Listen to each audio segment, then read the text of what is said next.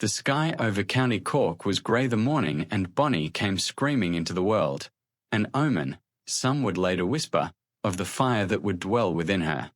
Her father, William Cormac, a successful Irish lawyer, had committed scandal by taking the family maid as a lover, and was the fruit of that affair, and scandal followed her from the cradle. Her father's reputation collapsed, and in desperation, he fled with Anne and her mother to the colonies, specifically to the untamed, sun-baked land of Charlestown in the province of Carolina, and grew up not in a cradle of nobility, but in a house where pride replaced pedigree. Her father, now a merchant, taught her to read and count like a man. Her mother taught her to endure like a woman. She learned early that respect wasn't given, it was taken. By the age of 10, and rode horses like thunder, climbed trees like a panther, and swung wooden swords at the neighborhood boys until their noses bled. She wasn't beautiful by the standards of the town's wives. Her hair was wild, like burning embers, her eyes too sharp, but she was radiant with danger, and that had its own kind of beauty. When her mother died of fever, and was 15, grief made her reckless. She refused suitors, fought openly with her father, and earned a reputation for setting a servant girl's dress aflame in a fit of rage. Whether true or not, the story spread like wildfire. Her father, fearing ruin yet again, tried to tame her spirit with propriety. He failed. At 16, and married a poor sailor named James Bonny. It was not for love, but rebellion. Her father disowned her, casting her out with only what gold she could steal from his locked chest the night before her wedding. James took her to Nassau, the pirate republic, a place of rum, rot, and ruthless ambition. Nassau in those days was no civilized port. It was a haven of cutthroats and exiles, a floating kingdom of the damned where the British crown held no power and the only law was might. And, long before she held a pistol in one hand and a sword in the other, Mary Read was a secret wrapped in silken lies. She was born in England, in a shadowed alley of London, during the tail end of the 17th century. Her father was gone, dead, deserted, or disappeared. No one knew for sure. Her older brother had died young, and her mother, desperate and disgraced, needed a way to survive in a world that offered widows no mercy. So she turned Mary into a ghost. To continue receiving money from her dead husband's family, Mary's mother dressed her as the lost son. The deception worked. Gold trickled in, enough to keep food on the table and whispers at bay. But the lie became a life, and soon Mary was no longer a daughter, but a boy named Mark. She didn't resent the disguise. The streets of London were no place for girls. Dressed as a boy, she roamed the city freely, learned to curse like a sailor, climb chimneys like a thief, and fight like a gutter snipe. She grew sharp in both wit and blade. By the age of 12, she could outdrink a dockhand and outrun a pickpocket. But even lies were thin. When the money dried up, Mary, still in her male guise, joined a ship's crew as a powder monkey. The sea welcomed her with harsh winds and blistered hands. She felt no fear, only hunger, for something bigger than fog and alleys. She wanted the world.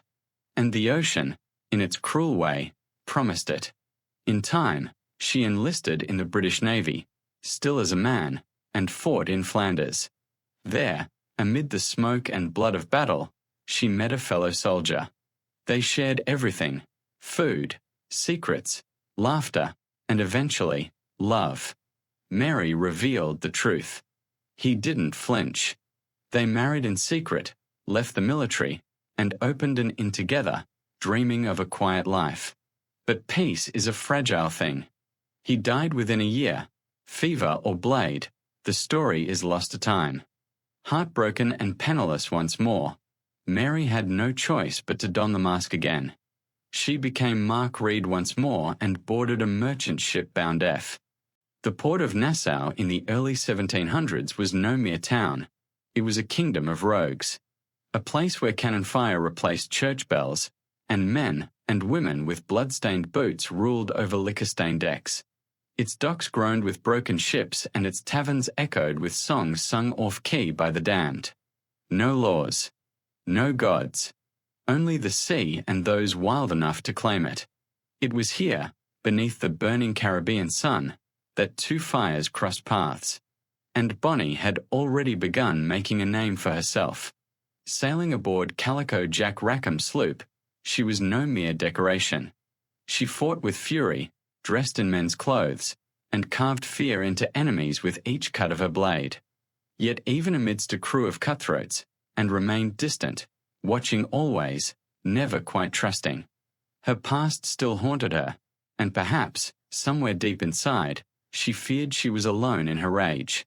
Mary Read was different. Still in disguise, still living as Mark, she had found her place aboard another crew, one bound to Nassau for rum and repairs.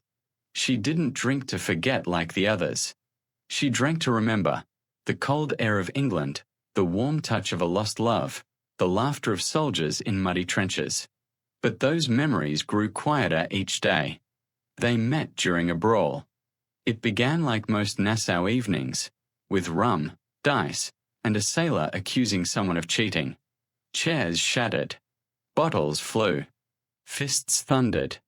And amid the chaos, two figures collided, and cracked Mark across the jaw. Mark retaliated with a headbutt.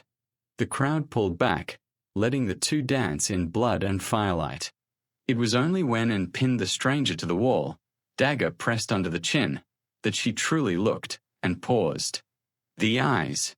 They weren't a man's. Sharp. Knowing. A mirror of her own. Later that night, they met again. Quietly. Carefully. Beneath the creaking beams of a shadowed dock. And there, secrets spilled like spilled gunpowder. Mark became Mary. And shed her mask too, not just her mail cloth. The Revenge cut across the Caribbean like a blade through velvet. With Calico Jack at the helm, and Bonny and Mary Read at his side, the ship was no longer just another pirate sloop. It was a storm, a statement, a legend in motion. Jack Rackham was no ordinary corsair. He wore silk waistcoats and carried twin pistols, but behind the flamboyance lay a calculating mind. He knew how to fight, but more importantly, he knew how to sell fear. Every raid, every flag hoisted, was designed not just to steal, but to be remembered. But even Jack, the self-styled gentleman pirate, could not contain the fury he'd unleashed when he brought two warrior women aboard. And Bonny had no use for subtlety. She was chaos in motion, swinging from rigging with a cutlass in one hand and a bottle of rum in the other. Mary Read, more disciplined, more surgical in her violence, tempered its fire with cold, efficient steel. Together, they were not just dangerous, they were unstoppable. The crew, at first skeptical of Mark and Jack's red-headed lover, soon learned to keep their doubts quiet. During their first raid together, they took a Spanish merchant brig off the coast of Hispaniola. While Jack negotiated the surrender, it was and Mary who led the boarding party, leaping onto the enemy deck with a scream that chilled bone. Mary moved like a ghost, stabbing through armor, flipping over barrels, using her smaller frame to her advantage. And, a red whirlwind, carved through the panicked sailors like poetry written in blood. By the time the captain struck his colors, half his men were dead or dying, and the other half begged for chains rather than steel. The Revenge became a ship of whispers. Port towns began closing their harbors at the mere sight of a black sail. Rumors spread of two women dressed as men, cursed by the sea, immune to bullets, drinking the blood of those they killed. The truth was simpler, but no less terrifying. They were pirates. Pure, unbroken, free, but not all W. The dawn broke in shades of crimson over the horizon as the Revenge closed in on her latest prey, a heavily armed Portuguese brig hauling gold and arms from Havana. The sea was still, but the crew aboard the Revenge buzzed with electricity. They smelled coin. And they smelled war. Mary Read stood at the front of the ship, arms crossed, dressed in her usual disguise, loose breeches, a sea-worn waistcoat, a bandana covering her forehead. Her sword hung from her hip, and pistols crossed over her chest like a duelist. Most still knew her as Mark. Few questioned. None dared, and gave the order to attack before the sun had fully risen. The ships collided like beasts. Grappling hooks flew, cannons roared, and men screamed as splinters and shot tore through the decks. The Portuguese crew fought like devils. They had something to protect. That made them dangerous. It was during this battle that destiny twisted the blade. Mary fought with the same precision she always had, quick, ruthless, deliberate. But a blast from a nearby cannon sent her tumbling against the mainmast. Her shirt tore. Her chest, bound tight for years, was suddenly bare beneath the torn cloth. The man nearest her froze. Eyes widened. Words caught in throats. A woman. For a breathless moment, the battle stuttered around her. Then someone shouted, half in disbelief, half in awe, "She's a bloody woman." Mary stood slowly, sword in hand, blood trickling down her brow. Her eyes, fierce and unashamed, swept the deck. "Yes," she said. "A woman. Now let's finish what we started." With a roar, she lunged forward, blade flashing. And they followed. Something changed that day. The mask had cracked, and instead of falling, Mary rose. Her secret no longer a burden, but a banner. She no longer fought as a man hiding in plain sight. She fought as a woman without apology. News spread like wind through the Caribbean. 2 women led the charge. 2 women spilled the blood. 2 women took the gold. The Portuguese brig was Stree. The sea was calm, but on the Revenge, a different kind of storm brewed. After the battle with the Portuguese brig, Mary Read walked the deck unmasked. Her disguise abandoned, her legend unbound. The crew had accepted her, some with awe, some with silence, none with resistance. Her place was earned in blood, not lies. And Bonny, meanwhile, was radiant in her defiance. Her eyes glowed brighter with every ship they sacked, every port they terrorized. But within her, something deeper stirred. It wasn't just conquest she craved, it was connection. And in Mary, she had found it. By moonlight they trained together, swords clashing like flirtation. In shadows they shared secrets, quiet words, haunted memories. Mary spoke of her lost soldier husband, and of her cursed marriage to the coward James Bonny. And somewhere between rum-soaked nights and firelit raids, their bond grew beyond sisterhood. It was not love born of softness, but of survival. Jack Rackham saw it, felt it, feared it. He had once thought himself unique, a man bold enough to take in Bonny as an equal. But now, watching her laugh with Mary on the deck, watching their shoulders brush in the dark, he realized he was no longer the center of her world, and still shared his bed. But her heart, that, he feared, had set sail. Jealousy twisted him, not just of the intimacy he suspected, but of the power the women wielded, together. Their names were spoken before his. Their stories eclipsed his legacy. One night, in a drunken haze, Jack confronted and beneath the creaking rigging. "You forget whose flag you fly," he spat, and didn't flinch. "You forget who keeps your enemies dead." "You sleep beside me but dream of her," he growled, and leaned in, her breath warm and sharp. "I dream of liberty, Jack. If she's in that dream, it's because she earned her place there. Can you say the same?" Jack staggered back, wounded worse than by steel. He tried to assert control, tightened discipline aboard the Revenge, withheld RU. The morning mist hung low over the Bahamian waters. A ghostly veil, quiet and still, too quiet for pirate seas. Aboard the Revenge, the air was thick with unease. Mary Read stood near the bow, sharpening her blade with calm, measured strokes. And Bonny leaned on the railing, eyes narrowed, watching the horizon like a hawk waiting for challenge. That challenge came. Through the fog, a dark shape emerged, then another. 3 ships, all flying the Royal Navy's black and red checkered flag. No merchant convoy. No bounty hunters. This was something else. This was a message. The Crown had heard enough. The tales of 2 women commanding fear, commanding loyalty, commanding legend, had gone too far. And Mary had become more than pirates. They were symbols. And symbols, the Empire could not abide. They sent 3 warships, just for us, and said, a smile playing on her lips, "They mean to end the story," Mary answered, and turned to her, eyes wild. "Then let's write a better ending." Calico Jack emerged from below deck, paler than usual. "We run." "No," and snapped. "We stand." The crew hesitated. Some glanced toward the longboats. But then Mary stepped beside and, blade gleaming, voice calm. "They'll remember this fight. If we fall loud." That was enough. The crew scrambled into position. Cannons loaded. Powder horns passed hand to hand. Every man and woman knew this could be their last sunrise. And still, not one turned.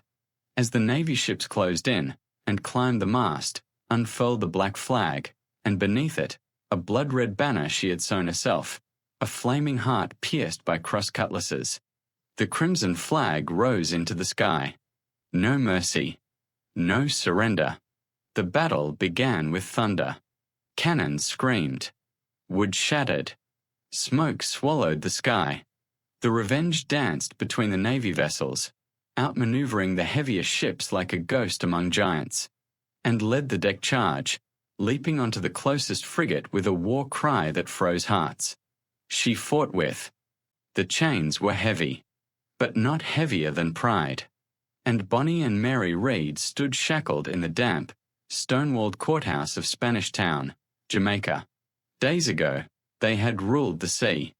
Now, they stood before powdered wigs and cold eyes, surrounded by guards whose muskets never dropped. Behind them, Calico Jack sat silent, sunken, and broken. He barely lifted his head. He had said nothing during capture. He had done little during the final fight. He was no longer the captain of any story. The trial moved quickly. The British wanted closure, swift, clean, and brutal. Witnesses were summoned, accusations read aloud. The charges were simple: piracy, murder, treason against the Crown. The punishment was simpler still: death by hanging. Calico Jack's sentence was delivered with little fanfare. He requested to speak, and his voice cracked with fear. "I was misled," he said. "The women were more savage than I." And Bonny, in chains, laughed.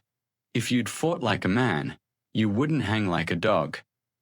Gasps. Whispers. Even the judge blinked. Mary remained still, her wounded shoulder bound, her eyes burning. She did not beg. She did not flinch. The prosecution turned to them, lips curled in contempt. Women, fighting like devils, wearing men's clothes, inciting rebellion.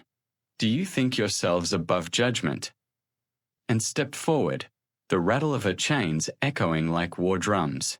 "We never claimed to be above your judgment," she said, voice sharp as steel. "Only beyond your understanding." They were condemned. Execution scheduled for dawn. But then, a twist of fate. Both Anne and Mary pleaded their bellies, a legal custom meaning they were pregnant. Under colonial law, no woman carrying a child could be hanged. The courtroom roared in scandal. The judge, reluctantly, postponed the execution. And so the gallows waited. In the prison cells below the courthouse, time moved slowly. Rats scurried in the shadows. Guards whispered cruel things just outside the bars. But in tea, the gallows creaked in the wind, but there was no rope that day. And Bonny had vanished. No record, no grave, no official end. The Empire, in its arrogance, assumed her gone, erased, finished. But the scene never forgets. And neither do those who listen closely when thunder rolls across black water. Legends don't die. They drift. Mary Read's grave, if it ever existed, was lost to time. Yet tavern songs in Tortuga still spoke her name. Sailors swore that in tempests, when the clouds boiled and the waves screamed, they saw a shadow swinging through rigging like a phantom, blade in hand, hair trailing like flame in rain. Some said an escaped west, to Louisiana or back to Ireland. Others believed she became a smuggler queen in New Orleans, known only by her tattoos and the fire in her voice. There were even whispers that she returned to sea, hidden among men once more, carving new stories into the horizon. But none of that matters. What matters is what they became. They became the myth. They became every young girl who looked out at the ocean and thought, "There's more." They became the reason men feared red sails at dusk. The Jolly Roger, once a symbol of greed and slaughter, now bore another meaning: resistance, refusal, rebellion. In every folk song, they were wild lovers, pirate queens, unkillable spirits. In every sea shanty, they were thunder and salt. In every whisper between sailors, they were the ones who lived free, truly free, even when the world tried to chain them. Calico Jack. He hung. His name faded. His legend, if any, lives only because of the women who sailed with him. But and Mary? They rose beyond history. Painters reimagined them as fire and shadow. Writers penned them as cursed heroines. Ballads were sung in their name from the shores of Scotland to the harbours of Port-au-Prince. And every time a girl picked up a blade in a world that told her to sit still, the ghosts of and Bonny and Mary Read smiled. Not from hell, as the Crown had hoped. Boo!